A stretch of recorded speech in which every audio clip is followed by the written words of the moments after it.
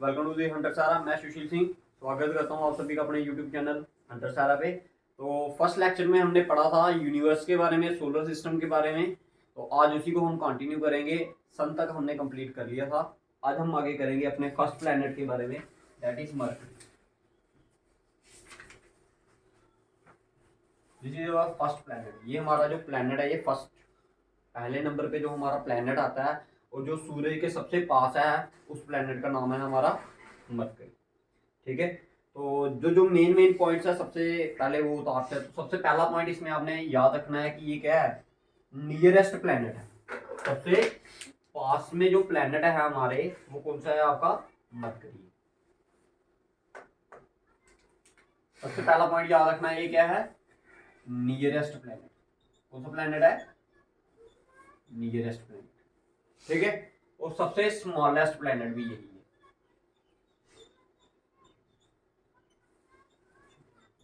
दो point clear है, सबसे पास और सबसे छोटा प्लैनेट कौन सा, हमारा मरकरी है। ठीक है, और मैंने आपको बताया था कल भी कि जो प्लैनेट सूर्य के सबसे पास होगा उसका सबसे क्या होगा, कम रेवोल्यूशन होगा। तो इसको लिखना आपने शॉर्टेस्ट रेवोल्यूशन। जितने भी प्लैनेट है उनमें से सबसे जो छोटा रेवोल्यूशन है, सबसे कम टाइम सूरज का एक चक्कर लगाने में जो प्लैनेट लेता है उसका नाम क्या है, दैट इज मरकरी। कितने दिन लेता है भाई ये सूर्य का चक्कर लगाने में, 88 डेज। मतलब अगर हमने हमारे इधर कितने का साल होता है, 1 ईयर इक्वल टू क्या, 365 और 366 डेज। बाकी एक साल लगता है, मतलब 365 डेज लगते हैं सूरज के चक्कर लगाने में। लेकिन अगर मैं किसकी बात करूं, मरकरी की बात करूं, ये कितने दिन में कंप्लीट कर लेगा सूरज का एक चक्कर, 88 डेज। क्लियर है भाई, क्लियर है ये। ठीक है, नेक्स्ट पॉइंट उतारिए इसमें। अब इसका रोटेशन देख लेते हैं कि कितना है। जैसे हमारा एक दिन कितने घंटे में हो जाता है, लगभग 24 घंटे में। अगर मैं इसका बोलूं कि एक दिन कितने मतलब टाइम में होगा, तो उसका रोटेशन पीरियड है 58 डेज। मतलब कि ये जो प्लैनेट है ये अपनी जगह पर ऐसे करके अगर इसने पूरा रिवॉल्व करना होगा तो ये कितने दिन लेगा, अपनी जगह पर अपना रोटेट करना होगा तो कितने दिन लेगा, 58 डेज। समझ आ गया, ये किसकी बात करी जा रही है, मरकरी। अच्छा, मरकरी का जो हिंदी में नाम है उसको बोलते हैं बुध ग्रह। अच्छा, आपको पता है कि कौन सा ऐसा बंदा था जिसने, बोलते नहीं 9 ग्रह या 8 ग्रह बोलते हैं आजकल। ठीक है, तो कौन सा ऐसा बंदा था जिसने आठों के आठों ग्रह अपने कब्जे में रखे थे, क्या नाम था उस बंदे का, बांध के रखे थे उसने, कौन कौन था, रावण। हाँ बिल्कुल सही है, रावण था। ठीक है, ठीक है, तो कौन था वो, रावण था, जिसने क्या किए थे, सारे के सारे ग्रहण अपने कब्जे में। जब उसका बेटा क्या करने लड़ने के लिए गया था, नहीं कहाँ पर, रामायण में, जब वो क्या नाम था उसके बेटे का, क्या था नाम उसका, इंद्रजीत, मेघनाथ इंद्रजीत दोनों नाम थे। ठीक है, तो जब वो लड़ने के लिए गया था उसकी मृत्यु पॉसिबल नहीं होती थी। उसका कारण एक ही था कि उसने सारे के सारे ग्रहण क्या कर लिए थे, बांध कर रख दिए। ठीक है, तो ये याद रखना है, इसको बोलते हैं बुध ग्रह। ठीक है, तो ये पॉइंट्स है किसके लिए, मरकरी के लिए। ठीक है, अच्छा, इसमें कोई भी सैटेलाइट नहीं है, नो सैटेलाइट। ठीक है, इस प्लेनेट पे कोई भी सैटेलाइट नहीं है। ठीक है, और इस पे कभी लाइफ पॉसिबल हो नहीं सकती, इस पे कभी लाइफ पॉसिबल हो नहीं सकती। आप खुद सोचो कि अर्थ जो है वो तीसरे नंबर पे है, सूरज तीसरे नंबर पे है ना प्लेनेट। तो जब सूर्य की रोशनी पड़ती है तो हम इधर क्या करते हैं, घरों के अंदर की घुसते हैं कि भाई धूप लग गई है। तो ये तो इतना पास है सूरज के, तो इधर कभी लाइफ पॉसिबल हो सकती है, नहीं हो सकती। ठीक है, ये भी बात याद रखनी है आपने। ठीक है, और इसमें याद रखने वाला क्या है,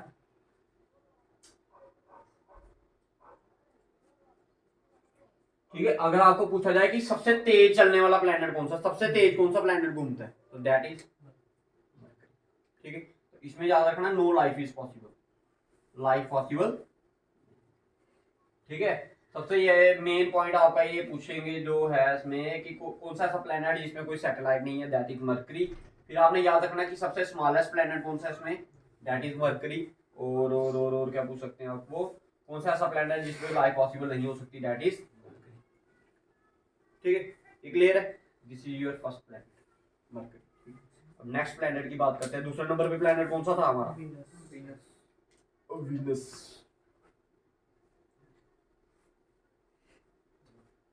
इससे सबसे ज्यादा क्वेश्चन आते हैं भाई वीनस।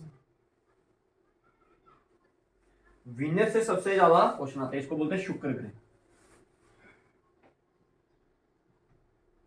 ठीक है, सिक्स्थ लार्जेस्ट प्लैनेट भाई 6वें नंबर पे है ये। किस नंबर पे है, 6वें नंबर पे। ठीक है, और सबसे हॉटेस्ट, सबसे गर्म प्लैनेट कौन सा है। अच्छा देखो मेरी एक बात ध्यान से समझना मेरे को, देखो सबसे पास कौन सा है, मगर गर्म भी फिर कौन होना चाहिए था, मरकरी नहीं होना चाहिए था।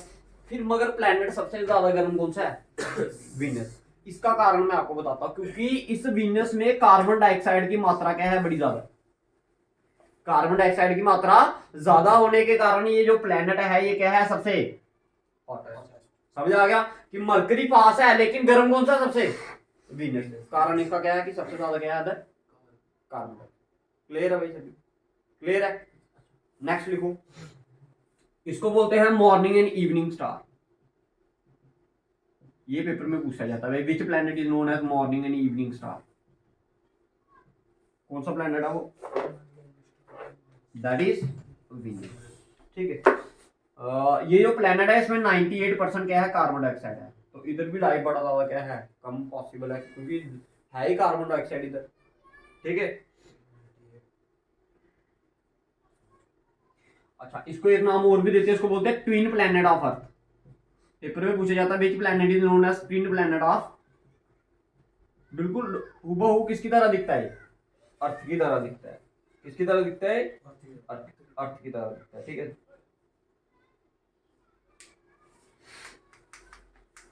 इधर का टेम्परेचर पता कितना है, इधर का टेम्परेचर जो है वो है आपका लगभग लगभग 475 डिग्री सेल्सियस। पानी 100 डिग्री पे बॉईल होता है भाई। पानी कितनी डिग्री पे बॉईल होता है, 100 डिग्री पे। तो इसका टेम्परेचर देखो, क्लियर है, क्लियर है भाई। ठीक है, और क्या बताऊं उसमें, ठीक है इतना ही है इसमें। ठीक है, और सबसे ब्राइटेस्ट प्लैनेट भी यही है आपका। ठीक है, हॉटेस्ट है द ब्राइटेस्ट प्लैनेट। ठीक है, क्लियर है भाई सभी को, ये 2 पॉइंट क्लियर है 2 प्लैनेट के लिए। ठीक है, देखो इसमें से अगर कुछ समझना तो और बताइए। ठीक है, इसमें तो इतना ही था। अच्छा हाँ, इसकी रोटेशन मेन है, इसकी रोटेशन, इसकी रोटेशन कैसे दी, कैसे रोटेट करता है एंड ये जो मरकरी है एंटी क्लॉकवाइज। एंटी क्लॉकवाइज का मतलब क्या होगा, वेस्ट टू। और ये बाकी जितने भी प्लैनेट है ये कैसे रोटेट करेंगे, ये करता है क्लॉकवाइज। कौन, Venus, that is east to. Clear, clear भाई। रोटेशन कितने दिन में, इसकी इसकी हाँ देख लो। अच्छा इसका जो है लॉन्गेस्ट रोटेशन पीरियड है भाई,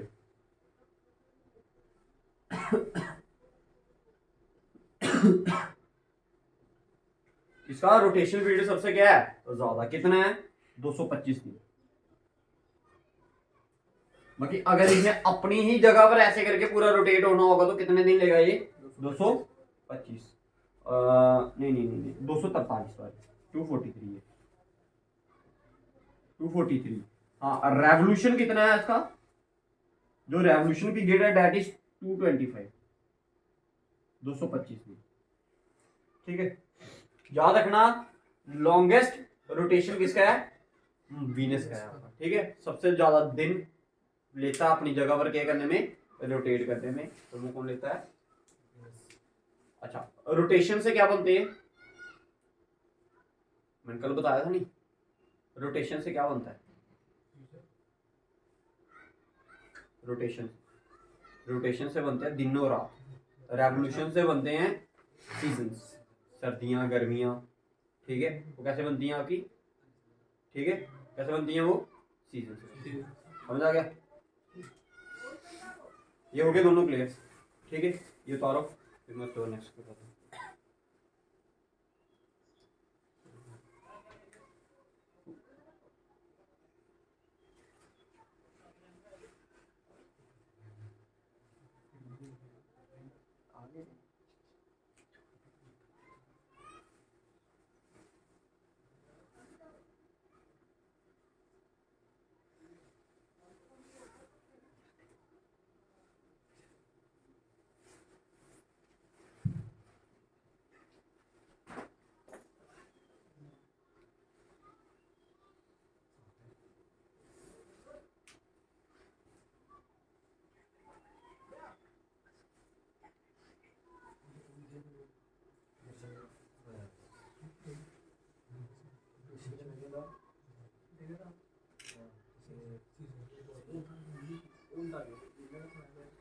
अच्छा आयो नेक्स्ट, अर्थ, मिला दो इसको।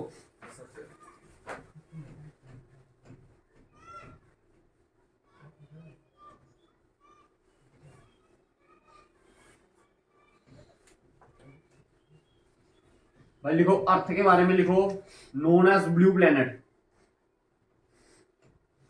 ठीक है, known as blue planet, earth is known as blue.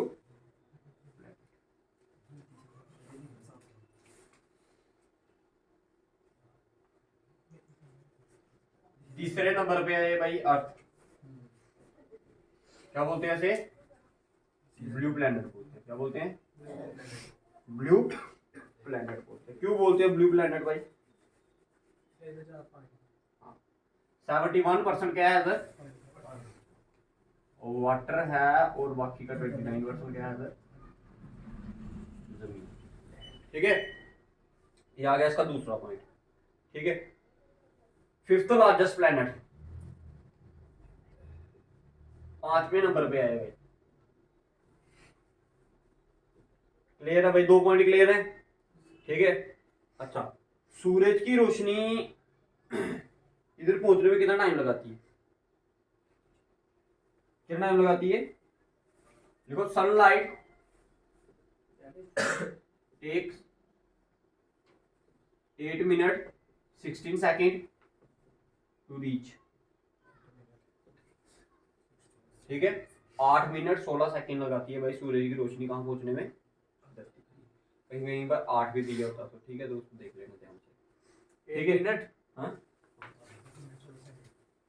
8 minute 16 second, ठीक है। अच्छा, मून लाइट की अगर बात करूं वो कितना लेती है टाइम, मून लाइट लेती है 1.4 सेकेंड भाई। 1.4 सेकेंड में सूरज की क्या कहते हैं इसकी रोशनी कहाँ पहुंच जाती है। और अगर मैं बोलूं, देखो आपको पता है, अगर मैं किसकी बात करूं, ये हमारा क्या है सूरज, इसका चक्कर कौन लगा रही है, अर्थ लगा रही है। अगर मैं इसको अर्थ मान लूं, अर्थ का चक्कर कौन लगा रहा है, मून लगा रहा है। अर्थ का चक्कर कौन लगा रहा है, मून लगा रहा है। तो जो मून है वो कितने दिन में रोटेट कर देता है अर्थ के आगे पीछे। मून का रोटेशन पीरियड जो है वो कितना है, 28.5 डेज, 28 पॉइंट बाकी 28.5 दिन। रोटेशन रेवोल्यूशन पीरियड, रेवोल्यूशन, हाँ रेवोल्यूशन,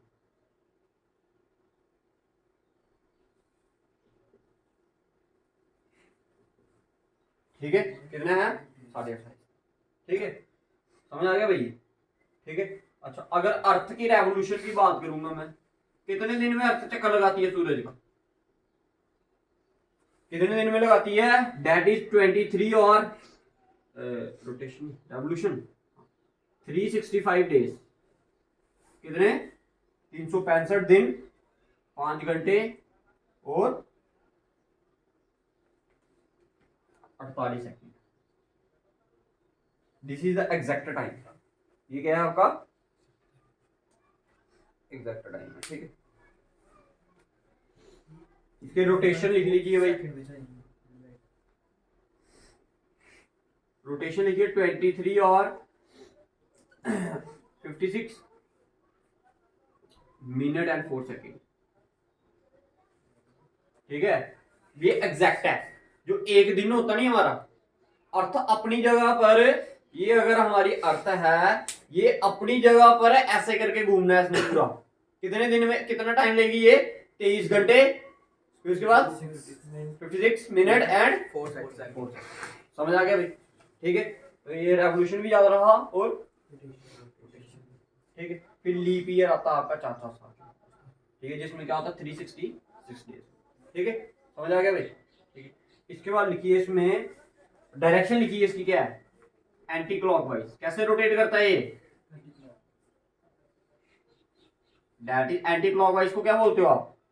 वेस्ट टू ईस्ट। अच्छा, कभी आपने ग्लोब देखा? ग्लोब कैसा है ग्लोब? हाँ, बिल्कुल ऐसे सीधे खड़ा है या थोड़ा सा टिल्टेड है?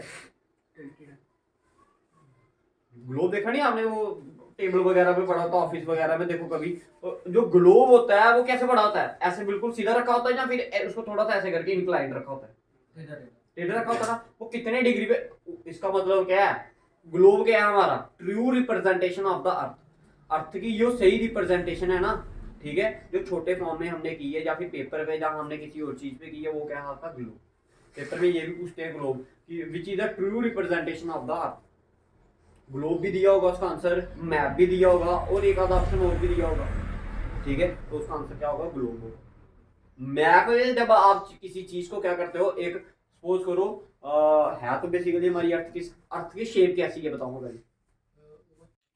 तो हमने पढ़ लिया कि इसका टिल्टनेस कितना है, 23 है ना, हाफ डिग्री। ठीक है, अर्थ जो अपने एंगल पे कितने टेढ़ी है, 23.5 डिग्री। नेक्स्ट पॉइंट था इसका कि इसका हाईएस्ट जो पॉइंट है हमारी अर्थ का, वो क्या है हमारा? Mount Everest. क्या है? Mount Everest. और इसकी हाइट कितनी है?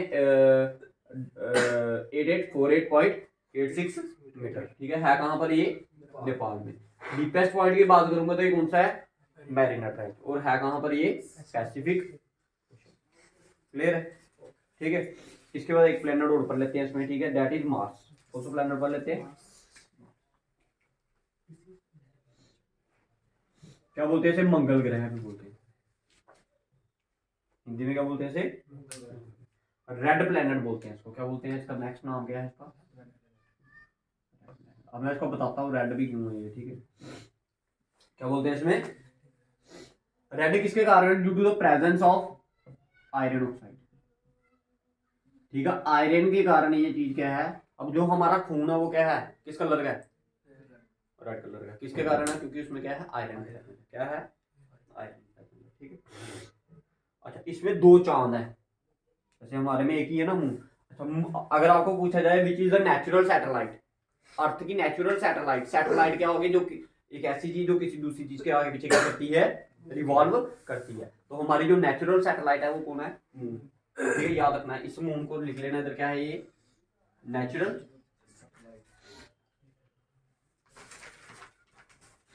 सैटेलाइट है ये। ठीक है, क्या है ये? Natural satellite. ठीक है, अर्थ की जो नेचुरल सैटेलाइट है वो है हमारे। अच्छा, इसमें कितने मून है? इसमें 2 मून है। इसमें मार्स में कितने मून है? 2 मून है।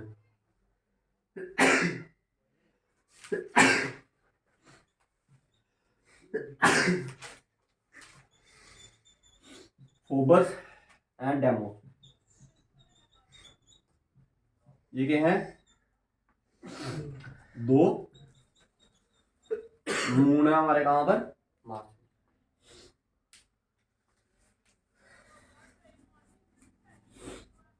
बस इसमें इतना ही याद रखो, और कुछ है नहीं।